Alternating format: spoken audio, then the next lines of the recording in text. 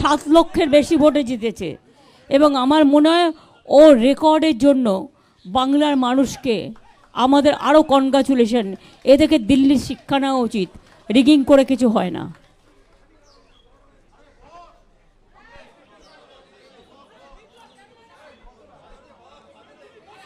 আমি প্রথমে একটু বাংলায় বলবো, কারণ আমি তো বাংলা রাজ্যের মানুষ।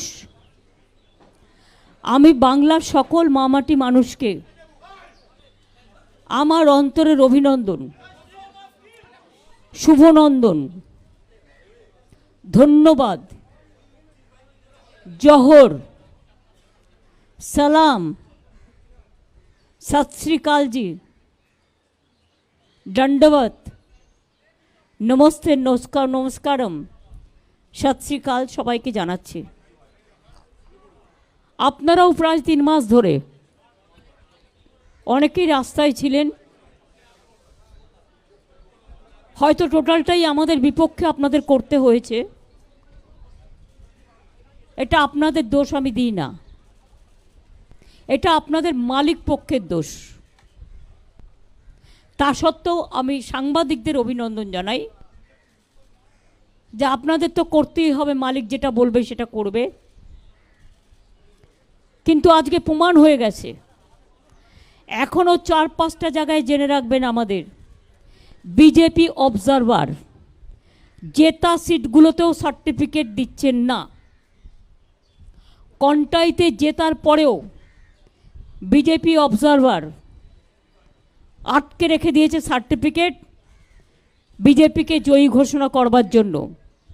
এইভাবে নরেন্দ্র মোদী আরও কয়েকটা সিট, যেহেতু উনি মেজরিটি পাননি, এবং সবচেয়ে বড় কৃতিত্ব আজকে ভারতবর্ষের জনগণের যে নরেন্দ্র মোদীকে সিঙ্গেল লার্জেস্ট পার্টি হিসেবে গুরুত্ব দেননি, বরঞ্চ বাংলার মানুষকে আমি অভিনন্দন জানাবো। 2/3 মেজরিটির ওপর বেশি আমরা যদি প্রত্যেকটা অ্যাসেম্বলি কাউন্ট করি, ভোট কাউন্ট করি, আমাদের ভোটের সংখ্যা অনেক বেড়েছে। ইভেন যেখানে আমরা হেরেছিও কম, 5,000, 7,000, 10,000 জোর করে হারানো হয়েছে। অবজারভাররা যদি রাজনীতি করে সেখানে আম রিয়েলি সরি, আরও 3-4টে সিট আমাদের পাওয়ার কথা আছে। দরকার হলে কিছু সিটে রিকাউন্টিংও হবে।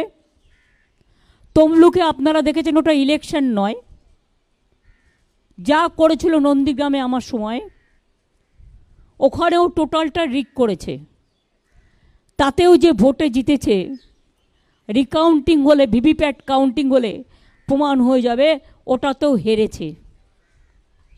2, কন্টাই সিটে জেতবার পরেও observer is making some politics. BJP observer দেখে দেখে বাংলায় পাঠানো হয়েছে। আপনারা দেখেছেন, আমি নিজেও ভোট দেখতে গিয়ে দেখেছি, স্টেট পুলিশকে কোনো কাজেই লাগায়নি। টোটাল সেন্ট্রাল ফোর্স ইন্ডিয়ার যত সব এখানে পাঠিয়ে দিয়েছে। সবচেয়ে টর্চার, সবচেয়ে অ্যাট্রসিটিস বাংলার ওপরে হয়েছে। একদিকে সিবিআইয়ের অত্যাচার, একদিকে ইডির অত্যাচার, একদিকে ইনকাম ট্যাক্সের অত্যাচার, একদিকে বিজেপির হোম মিনিস্ট্রির অত্যাচার, একদিকে মিডিয়ার অত্যাচার। মিডিয়াটা তো আর মিডিয়া ছিল না, মোডিয়া হয়ে গেছিল। আশা করি এবার আপনারা বুঝবেন।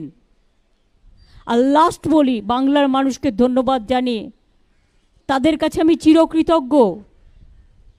আমি নিজেই কখনো ভাবছিলাম আপনাদের ফালতু সার্ভে দেখে, বিজেপি তৈরি করে দেওয়া সার্ভে দেখে, আপনাদের ফেক সার্ভে দেখে, যে আমি কি আমার নিজের উপর আস্থা হারাচ্ছি? আমি তো এটা মানুষের চোখে দেখিনি। আমি দীর্ঘদিন ধরে রাজনীতি করি, আর 3 মাস রাস্তায় ছিলাম। এত মিছিল মিটিং করে মানুষের সাথে আমার আই টু আই কোঅর্ডিনেশন হয়।